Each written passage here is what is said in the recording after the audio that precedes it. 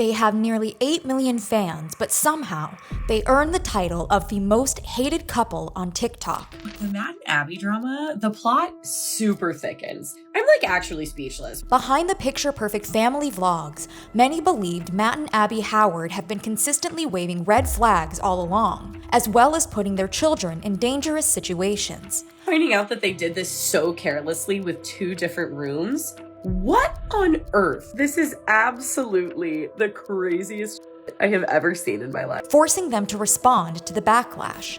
I don't care what they have to say because I know it's all BS just to make them money. But insiders say they have reason to worry about what is really going on behind closed doors. I lived in the same apartment as them, and the amount of screaming and crying from Abby I heard was actually insane. Matt is truly a bad person, and I have seen it firsthand. So, what exactly did the Howards do to earn the title as the worst couple on TikTok? Don't make me a victim when I certainly am not one. That's insulting to me. We just wanted to set the record straight, clear the air, because we take our role as parents extremely seriously. I can see where my story did lead to misunderstanding, which is why I ended up deleting it several hours after posting it. Before Matt and Abby became Family Channel vloggers, they were just 2 kids who met at a theater camp in St. Louis, Missouri, and continued to grow their friendship from there. But this was a span of 3 years that we just would see each other randomly off and on. Yeah, nothing was serious. Because we lived 2.5 hours away from each other. Since Abby lived in Illinois and Matt lived in Missouri, they didn't see each other often, until the summer after their junior year of high school, when they were both cast in a production of The Wizard of Oz, and something changed. And that summer is when I just completely realized, oh my gosh, Abby Biswell is a pretty girl. I need to talk to her. And so I started talking to her, and I noticed how sweet she was, and just noticed all these incredible qualities about her. And Matt was at an age where he felt pressured to make a move. And I'm thinking, man, I haven't kissed a girl. I haven't asked a girl out on a date before. I haven't done any of these things. I've never been on a date. I'm about to be a man. I need to do this. Exactly. I'm about to be a man. I'm turning 18. I gotta make a move. So they started dating and eventually became boyfriend and girlfriend. After graduating high school, Matt and Abby went to the same college, the University of Missouri, where they started off as theater majors before Matt switched to finance and Abby to elementary education. It was also during this period that the couple got engaged after 2 years of dating. Matt was 20 and Abby was 19. Then they got married during their sophomore year of college. But why had Matt and Abby married so young? Well, there's been speculation among viewers that this came down to Matt and Abby's shared Christian backgrounds. While they didn't openly discuss religion on their channel, they've made their values clear. Came close to having intimacy before marriage. Intimacy. Ooh. Came very close. Yes. It was the hardest thing we've probably ever done in our relationship, would you say? Yeah. Yes. 3 years of not doing it is really hard. It also appeared that Abby was more open about her faith at the beginning of her social media journey, as back in 2020, she appeared on an episode of a podcast called Side Hugs. In this episode, Abby spoke candidly about the influence religion had on her relationship with Matt. Just remembering why we set boundaries also really helped, because that makes it a lot easier to follow when we can keep the big picture in mind, that it's to honor and obey and trust that God, He's true, and that He has the best layout and format for this as the creator of it. And according to a comment from one Reddit user, Matt was just as devout. I grew up with Matt and went to church/school with him. Can confirm that his family is extremely religious, and he always was too throughout the entire time I knew him, until college. But if faith wasn't a big part of Matt and Abby's social media presence, what was it that had viewers tuning in by the millions? Well, while Matt and Abby started posting videos after losing their jobs during the pandemic, it wasn't until they had their first child that their content really boomed. Yes, family content is a profitable niche, and paired with their high school sweetheart's love story, it seemed that Matt and Abby had hit the jackpot. Can I change your diaper real quick? Is that okay? Ready to eat some breakfast food, buddy? Did Augie wake up? He's up. Need any water or milk? You want juice? Yeah. How about if you finish your food, I'll get you some juice. Like you're always trying to negotiate with me. Of course, family vlogging brings up ethical concerns as these channels typically violate their children's privacy by exposing them online at such a young age. Matt and Abby, however, made sure to never show their children's faces on camera. Instead, their content focused on co-parenting and sharing the burden of building a family. Can you tap out? I'm okay. I'm not gonna lie, it's like one of the hardest nights that I've had. I've tried every soothing tactic in the book. He has not slept more than a minute. It's really hard to like keep your head straight, like when you're 4 hours in of screams.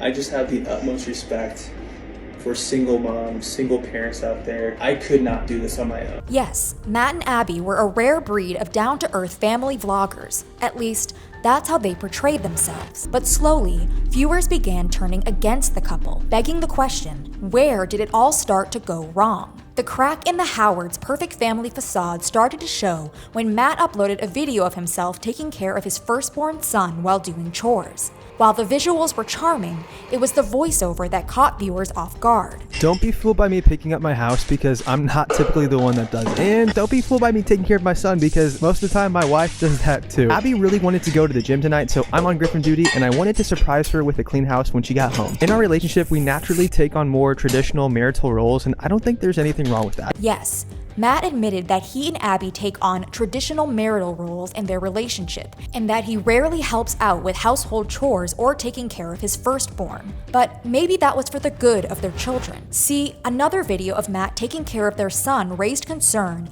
when he showed how he balanced containers and ingredients for his protein shakes on top of the infant. Today, I'm attempting to make a protein shake one-handed. I'm a dad, and my baby likes to be held on his belly. At first, we thought our baby was colic because he gets so fussy, but our son's pediatrician said that he simply needs more tummy time than other babies. Viewers were shocked. If you have time to set up a camera to record this, you have time to put your baby in a safe place. You're so performative and this is gross.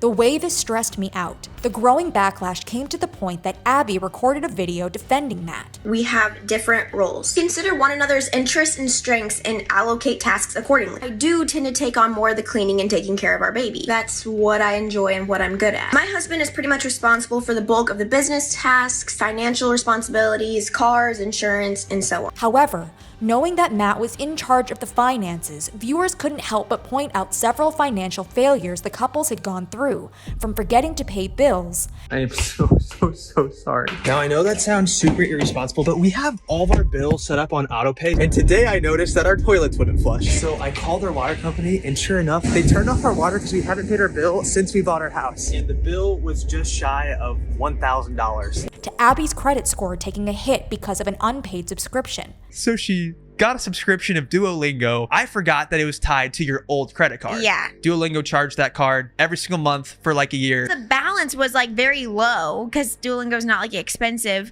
but because I had failed to pay it like 3 months in a row, it was a massive credit hit. But wasn't this stuff a finance major should know? Well, it turned out Matt dropped out of college 15 credits shy of graduating to focus on his and Abby's social media career. Viewers weren't impressed. LOL, so he spent all that money and time and energy and didn't go for the final push? Seriously? If it was for a noble cause like he was taking care of an ill relative or something serious, I'd understand. But to run a TikTok? Stop. That's just the stupidest thing ever. There's a ton of valid reasons to drop out of college, but TikTok isn't one of them. I'd be a bit peeved at my husband actually is so close to finishing his degree he dropped out just because his TikTok was gaining popularity. The internet began to scrutinize the couple's every upload, including the time that Matt accidentally scheduled a couple's horseback riding session the same day Abby got an IUD, even filming the experience while Abby was in clear discomfort. About halfway into the ride, I noticed Abby getting quiet. I couldn't quite tell if she was cramping from the IUD or just uncomfortable from being on the horse. And the time Matt bought AirPods for himself because Abby's AirPods,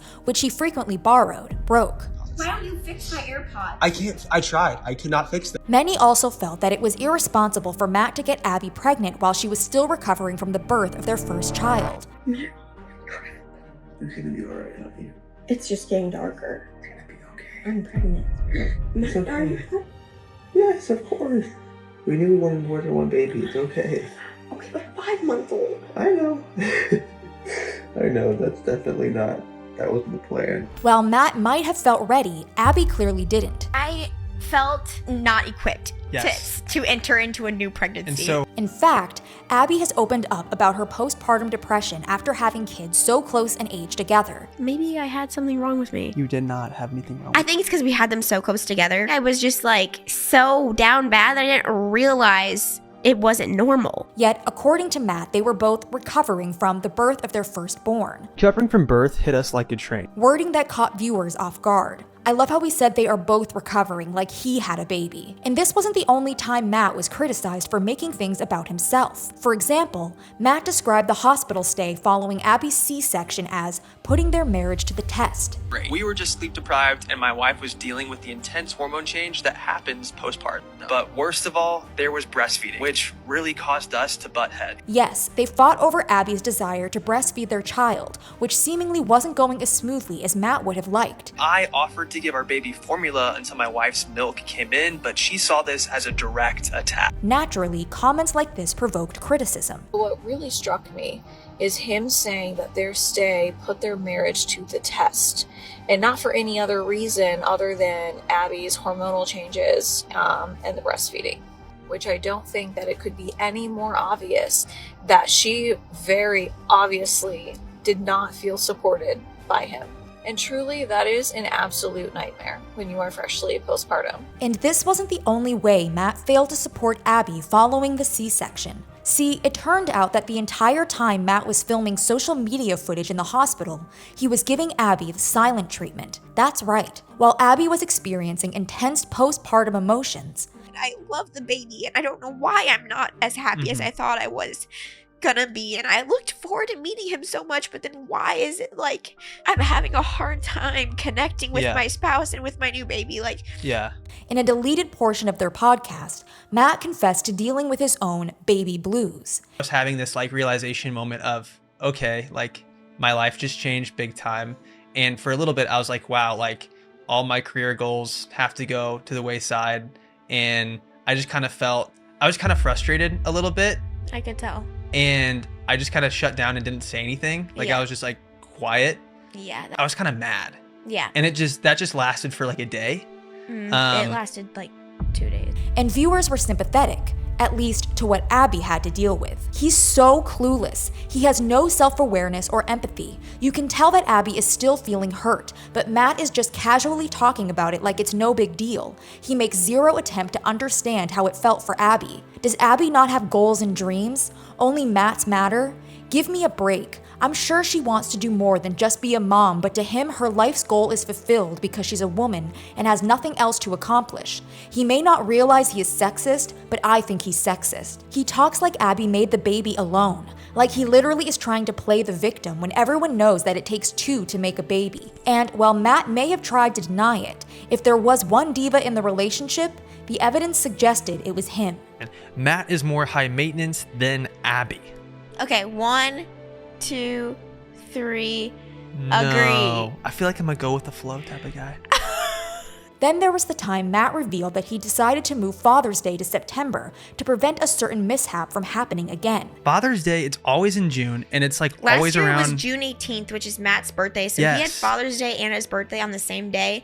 And So sad. I will say I am disappointed in myself, but I did kind of combine the holidays. You did combine the two of them. It's okay though. I mean, you were pregnant, you were uncomfortable, Like kind we of like flew in from Mexico that day. Well, we so kind I of was like, we kind of skipped- celebrated it on the baby moon. we kind of skipped it, kind of. Abby, however, noted that she had tried her best. We I did. got you a cake from DQ. I guess we had and just had gotten our home. family over and grilled. I think I grilled. Well, I grilled, but I know a lot of dads grill on their birthday, so it's whatever. But yeah, we had Father's and I Day. grew your child. You did grow my child. All day, every day. But Matt continued to press the subject until Abby apologized. But like Father's Day and my birthday were the same exact day. Yeah, and it kind of was a bummer because it was like those are 2 days. I failed. To be honest with you, I failed you. I'm Hey, so sorry. but you know what? It's all right. Like there's a lot going on. And when Matt wasn't voicing his dissatisfaction, he was singing it. That's right. Matt wrote a song called Still Not Enough, depicting the feelings of depression and neglect he felt after his child was born. Although the song is no longer available to listen to online, its lyrics are forever memorialized on Reddit, and with lines like, "I put a smile on my face and play the part to hide the pain because there's a couple kids in the back seat," and "I got everything I wanted but it's still not enough," viewers heard the message Matt was sending loud and clear. One Reddit user empathized, writing, "I just listened to the song, and honestly, it made me feel a bit sorry for Matt. I really think he wasn't ready for marriage or to be a dad. I know we laugh about how immature he is, but honestly, it goes beyond that. He feels like he didn't get to enjoy his youth as he wanted to." Another user replied, "I completely agree with you. I think not getting intimate blinded them and that's all they wanted to do. If they would have gotten intimate before marriage and dated longer, I think they would have realized they are not a match. Matt wants a life of adventure and Abby wants a family life at home. I think they are both trying to keep each other happy, but neither are happy with their life, and I think they will ultimately split in their near future." Some users also couldn't help feeling bad for Abby, who Matt serenaded with the song. "I am not by any means an Abby fan, but I can't imagine hearing my husband and father of my children say that the life we've built together isn't enough." In an emotional moment on their podcast, Matt defended himself against the backlash. I wrote a song about being depressed, thinking it would help people that were also depressed. And then it felt like the whole internet turned on me and was like, "You hate your wife and kids." Which that is was so that was really hard because I love my wife and kids so much. Matt followed up that song with a second single titled Unfollow Me. The song was meant to be a jab at their haters. However, from the reviews and comment sections, it seemed haters got the last laugh. Also, the auto-tune every time he sings, "Why are you so out of pocket?" is horrendous and only draws attention to how terrible and juvenile that line is. But none of these incidents upset viewers as much as the way Matt treated a guest, Sherry Frank. Sherry Frank was a victim of the 8 passengers abuse case. She's the eldest daughter of convict Ruby Frank. Almost a year after Ruby's conviction, Sherry released The House of My Mother, a book depicting their life growing up in a toxic household. The release of Sherry's book also happened to line up when Matt was preparing to launch his solo podcast, and it seemed Matt knew a marketing opportunity when he saw one. On Instagram, Matt publicly commented multiple times on Sherry's posts, inviting her to collaborate with him. Matt even used his personal Instagram account, as well as the podcast account that he and Abby shared, to seemingly pressure Sherry into collaborating. But while Matt and Abby have tried to market themselves as the more ethical and more authentic alternative to modern family influencers, I think there's a way to record in the moment where it doesn't take away from the moment. How do you do that? I like to live in the moment while recording. many saw it as inappropriate that Matt, a vlogger profiting off of his family channel, would approach someone who wrote a book about how they were exploited by the very same industry. It's so offensive given her poor history of influencers. Genuinely doesn't understand they're doing to their boys exactly what she's advocating against. But what was the big moment that lost Matt and Abby their credibility as ethical family vloggers for good? The couple had their share of controversies before their fame got to where it is now. Their first and one of their biggest scandals occurred when the couple briefly lived in Hawaii. Back in their early days of vlogging, Matt and Abby opened their vlogs with, "What's up, dudes? What's up, dudes? What's up, dudes?" However, when they moved to Hawaii in 2020, they decided to localize their catchphrase by opening their videos with, "Aloha, dudes. Aloha, dudes. Aloha, dudes." Matt and Abby even started selling merch with this catchphrase, which didn't sit well with the locals who felt that the couple was appropriating and profiting off of Hawaiian culture without fully understanding it. According to Matt and Abby, they received hate comments both online and in real life. You go into any store in Hawaii, you see aloha, like everyone says aloha to you if you're a tourist, and it means hello, it means goodbye, it means so many different things. And so naturally we're like, we should start saying aloha, dudes, to open up all of our YouTube videos. But while this may have been the first time Matt and Abby were canceled, it wouldn't be the last. Remember when Matt talked about their traditional marital roles? Well, some believe this has exposed the couple's misogynistic belief system. For example, when Abby had her C-section, Matt described it as cheating because it was too easy, almost as though Abby wasn't just sliced open. With this one, it felt like we cheated because we just like walked into the hospital, walked into this room, boom, you're open and here's our kid. It was just like so quick. I was like, there's no way this is happening right now. What made this comment about cheating her delivery potentially even more hurtful to Abby was that she clearly put pressure on herself to be the perfect mother. How about you just chill on the couch and watch a show? No, I'm so lazy. I can't be a lazy mom. It even felt like Abby was pushing unrealistic standards when it came to pregnancy and postpartum. This includes hiking mountains while pregnant and attending a Spartan race 3 months after she gave birth. Here's the thing. I worked out very hard throughout my entire pregnancy, so that's why I felt confident signing up when I heard the race was happening in Phoenix. Speaking of unrealistic standard, Matt and Abby added another insecurity for women adjusting to their post-pregnancy bodies to worry about. Does it feel different down there after birth? Yeah, we talked about this the other day, and I was kind of surprised to hear you say that because you never told me until I asked you. Because I always heard, oh, it goes back to normal, but it doesn't go back to exactly the way it was before.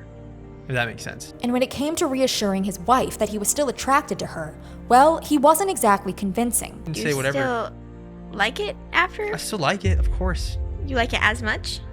Yeah, I would say so. That doesn't sound very... I think I like it pretty good. This wasn't the only time Matt commented on Abby's body. Other examples including tracking how much Abby ate. What's crazy is we almost eat the same amount of food. Yeah. Which doesn't make sense. I'm almost double the size of you. I'm a foot taller than you. Your calves, I'm pretty sure, are bigger than my calf muscles. They are too. And voicing his opinion over Abby potentially getting a breast reduction. Abby will say stuff like, I want to make them smaller. I'm like, why? Like, why would you want to make those things smaller? You don't try to work out and you don't They're try to so great. I personally love the size. Thanks.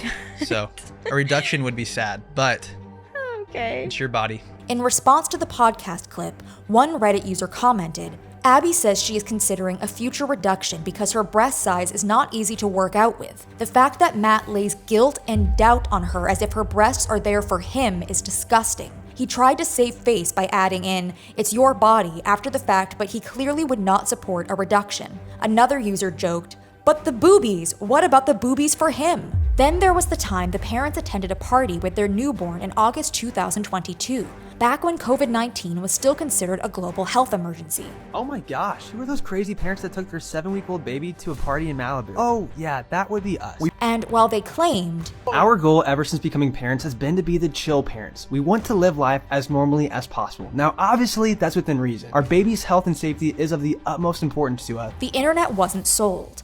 There is nothing about bringing your infant to a influencer party that is chill. It's not recommended that you bring your baby into public until after 3 months, because that's when they have their vast majority of vaccines and it is safe for their health to do so. Yet that wasn't Matt and Abby Howard's biggest controversy. No. The scandal that truly turned heads was the cruise ship fiasco. In September 2024, Matt and Abby went on a cruise ship vacation for a week with their kids.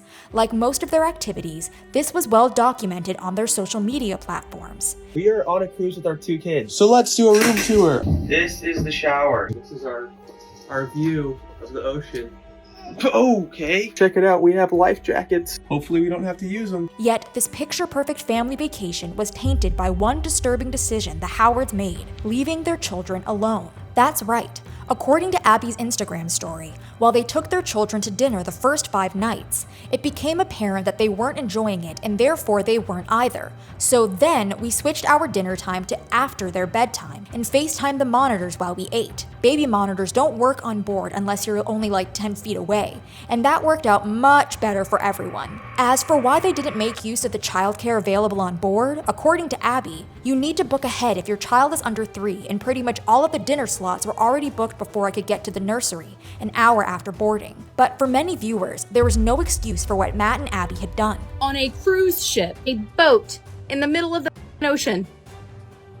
My intrusive thoughts just are sending me. The amount of shit that could go wrong. After all, their eldest son was a toddler and their youngest an infant, ages where children are still completely helpless. A 2-year-old could wake up and get out of whatever bed they're in and either go out on the balcony or leave the room. That is crazy. There have been so many times where baby monitors will freeze, especially with a cruise ship's Wi-Fi. And given the size of the cruise ship, even if the parents saw something on the monitor, it would take them so long to get to those children that it wouldn't have mattered. Many were also painfully reminded of the Madeleine McCann case, a missing person incident that occurred in May 2007, where a British child disappeared from her bed in an apartment her family was renting for vacation, while her parents and their friends were dining in a restaurant less than 200 feet away. And to some, Matt and Abby made the situation even more dangerous by showing the world where their children were located, showing on social media and thinking this is normal, like what the is wrong with you? Some viewers even went back to the room tour Matt posted and made a startling discovery. Abby is staying in the room next to ours, so I get this whole bed to myself. It's actually just 2 twin beds squished together. Oh! And we do that so that we can have one kid in one room and the other kid in the other room. So y'all, we're not talking about 1 room, 2 monitors. We're talking about 2 rooms, each with 1 monitor. So we now have twice the margin for error and 2 opportunities for this to go incredibly wrong. As the cruise ship incident blew up, the cruise line Royal Caribbean seemingly responded by banning baby monitors on ships. Meanwhile, Matt and Abby decided to address the backlash head-on in an Instagram video. We usually would not be making a video like this, but there is information circulating about us that is completely untrue. So we just wanted to set the record straight, clear the air, because we take our role as parents extremely seriously, and we're very protective of our kids. According to Matt, despite the conclusion the internet jumped to, their children always had someone watching them, even when Matt and Abby went to dinner. Because we had someone with our children at all times on this boat, period. Abby explained that she deleted her Instagram stories that caused this uproar because she could see they were sparking concern. And I do want to say thank you so much to those of you that were concerned about the safety and well-being of our children. As their parents, that is our first and foremost main concern. But to know that other people share those same concerns for our precious boys, it really means a lot. So thank you. But I do want to clarify that we have not, would not, will not ever leave our children unattended. We would never ever want to put them in harm's way in any way. But there was something about their explanation that didn't sit right with viewers. For one, they intentionally packed baby monitors despite knowing that they were sharing a room with their children, almost like they were already planning to leave their children unattended. It's not just that they did this and then they posted about having done it as if it was like they were so smart because it was some kind of like parenting hack. It's that this was the plan. So they knowingly packed these, knowing that probably during the day too, during nap times and things like that, they would just be able to go about their business. And according to a TikTok posted by former family attorney named Allegra, there was one word for this. What they did was neglect, period. That could literally get their children removed from them. Allegra speculated that this was why Matt and Abby didn't identify the supposed family members who were watching their kids. So you mean to tell me they got not 1 but 2 of their extended family members to miss out on dinner to watch the children? I don't buy it. Why not name which family members were there? Oh, I know why. Because they're on a huge crowded cruise. So what if they said, oh, Granny was here on this night, but somebody pulls a picture of Granny actually at dinner with everyone instead of with them? Given these red flags, viewers had to question, was this a cover-up? If someone was watching the kids, they would have said so Saturday morning. Or Saturday night, Sunday night, or this morning. It's the 3rd day since she deleted her post.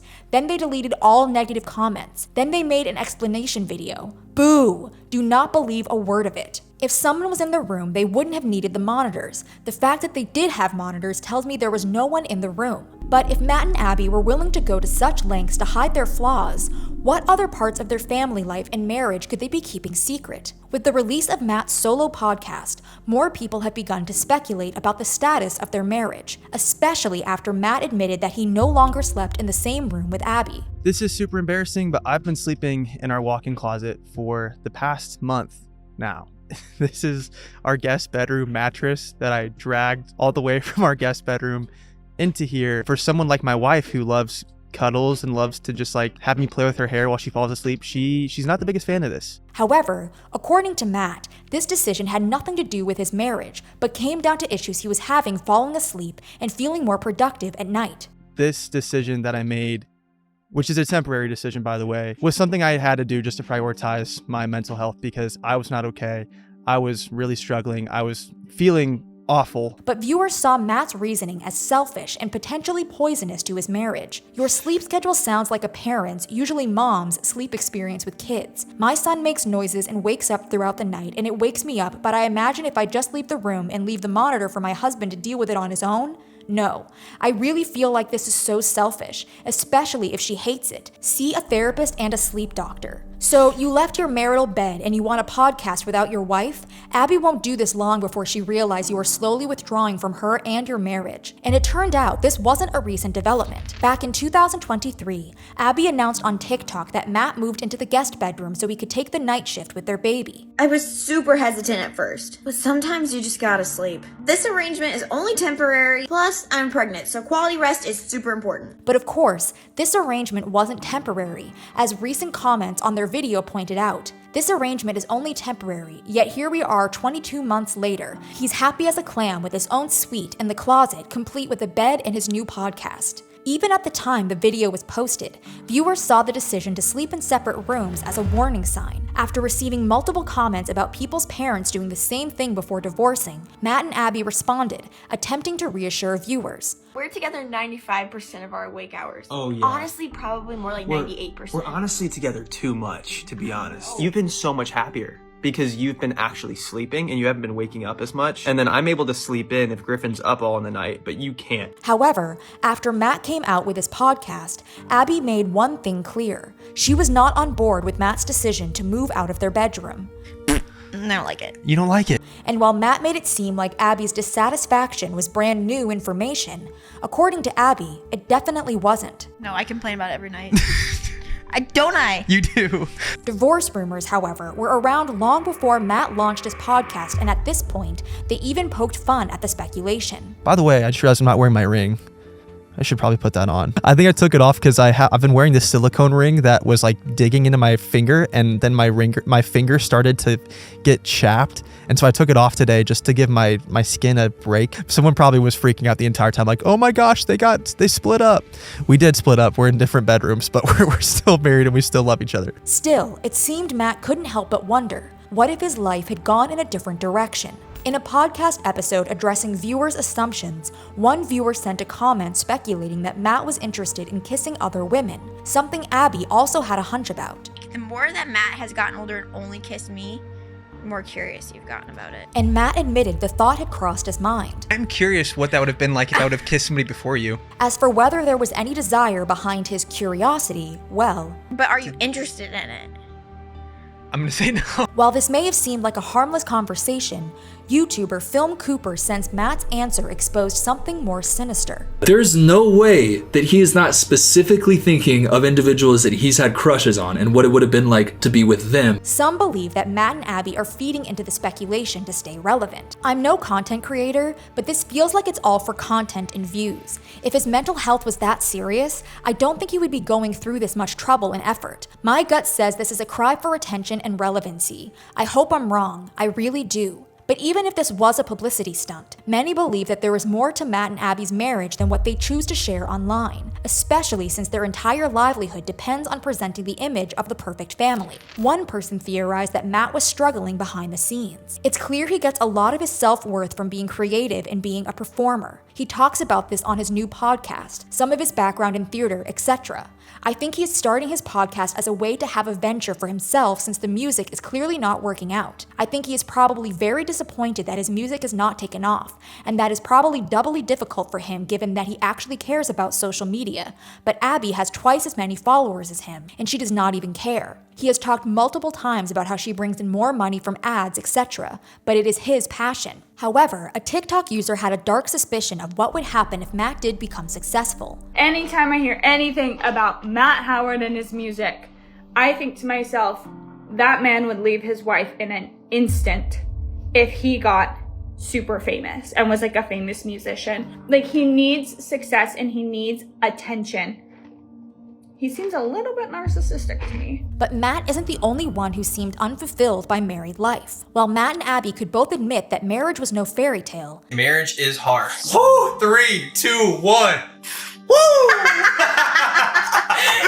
it was only Abby who admitted she wished they'd waited a little longer to tie the knot. I think we got married too late. Too late? I was 20! Abby has also openly spoken about everything she missed out on because she got married at 20. Who in the world would I be had I not gotten married so young? What would I do with my adult life if it wasn't for you? We changed each other and formed each other as adults. You've changed my food habits, you've changed my hobbies, my career has been shaped by you. Where I live, the state I live in, sometimes I have crazy moments where I'm like, what in the world would I be? I kind of have an identity crisis. However, Abby doesn't see this identity crisis as a hint that something was missing in her relationship. I sometimes wonder how getting married so young has changed me as a person. I opened up about this on a recent podcast episode, and let's just say the comments on the clips were not totally positive. And I think it's totally normal to contemplate the decisions you never made. It doesn't mean that I wish I did something differently. We'll never know what it's like to date around in our 20s, but we will know what it's like to experience so many of life's firsts together. But is it love that's keeping Matt and Abby in this marriage? See, both Matt and Abby could admit that there were times they considered divorce. 3, 2, 1. And while they claim they never saw it as a real option, in the heat of the moment, it could be tempting. We're Playing with the so thought. mad at each other. Yeah, it's man, wouldn't it be better to be divorced right now? Yeah, totally. Yeah, it's what if I could just be free of this? But freedom wasn't on the agenda. After all, both Matt and Abby feel immense pressure to stay married forever. For us, divorce is just not on the table. Obviously, there's very valid reasons for divorce. There's so many different circumstances that could, that totally validate those people's situations. But for us, in our relationship, I think that the reason we're able to have a strong marriage, that doesn't mean that we don't have conflict, we don't have weak spots. It's because we both believe in the commitment we made to each other. But despite their unbreakable commitment to each other, Matt and Abby weren't always so certain. I definitely got cold feet. I got cold feet the day before, right before the rehearsal. I think you're just holy F, I'm locking this in. Yeah. There's no going crazy, back. It's a huge I think it's just scary because even with friends in your life, if you have a really close friend, maybe one day you part separate ways and you go your own directions. But with the marriage, it's not like you really do that. Yet online, many believe it isn't Matt and Abby's commitment to each other that's keeping them together, but their Christian beliefs. As one person put it, I think it would take a lot for either of them to divorce, especially Abby. They seem like the type to stay together even if they're miserable because of their values. Still, was there any proof that Matt and Abby were unhappy behind closed doors? On Reddit, an alleged neighbor of the couple from Arizona had some bold claims about what they overheard coming from their unit, writing, "I lived in the same apartment as them 1 unit over when she was pregnant with her first kid. The amount of screaming I heard and crying from Abby was actually insane that I contacted the front desk. I would not make this up because I know this is a big accusation. One time I was in the elevator and I saw her crying. I didn't say anything because I didn't want to upset her, but I looked at her and smiled and she looked down. I think about it quite often, to be honest. I think Matt is truly a bad person and I have seen it firsthand. They are not meant to be together." One user speculated, possibly another purpose for her parents to live with them, to keep the peace? And another user noted, "Her eyes always look like she's been crying." When asked who was screaming, the alleged neighbor responded, "Both of them. Abby would cry though." As for what these screaming matches were allegedly about, well, according to the poster, it was about family and finances and would call her a bitch and stupid and she would call him a d. The real kicker is she used his full name. Matt Howard, you are a d. Literally can't make this stuff up. It was such a weird time in my life, LMAO. The poster also shared other off-putting conversations they allegedly heard between the couple. Abby said, "I can't believe I'm having a child with you. I just feel bad because of the kids, you know?" However, the poster alleged they both had their faults.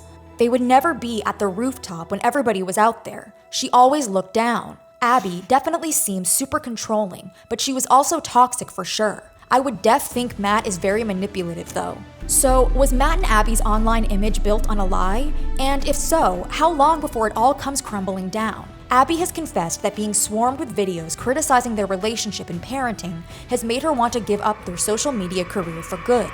I'm just so sick and tired of being misunderstood. Matt, on the other hand, admitted to engaging with this content. I've watched them before. Why? Because I was curious, because I wanted to know. So, did the feedback force Matt to reflect on his behavior? Reconsider what he posted online? Vow to make a change? None of the above. I don't care what they have to say because I know it's all BS just to make them money. It's all BS. They just care about dollar signs. That's it. Amid speculation of divorce and backlash against their parenting, Matt and Abby Howard have presented a united front, at least online. However, as the ever-growing list of influencer downfalls proves, if you're keeping secrets from the internet, it's only a matter of time before the truth comes out.